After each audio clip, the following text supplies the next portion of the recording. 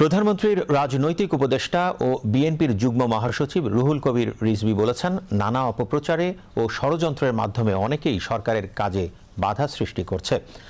আজ রাজধানী রিপোর্টার্স ইউনিটিতে প্রধানমন্ত্রী তারেক রহমানের ৫ মাসের উন্নয়ন যাত্রা নামক গ্রন্থের মোড়ক উন্মোচন অনুষ্ঠানে তিনি একথা বলেন। সরকার প্রতিশ্রুতি রক্ষার চেষ্টা করে যাচ্ছেন উল্লেখ করে রুহুল কবির রিজভী বলেন, সরকারের যে কোনো গাফলতি হলে তা শক্ত হাতে ব্যবস্থা নিচ্ছেন প্রধানমন্ত্রী।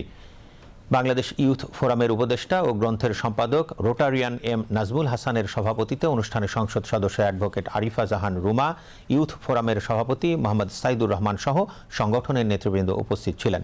সরকারের ইতিবাচক উন্নয়ন কর্মকাণ্ড দেশের সকল মানুষের কাছে তুলে ধরতে দলীয় নেতাকর্মীদের প্রতি আহ্বান জানান রুহুল কবির রিজভী।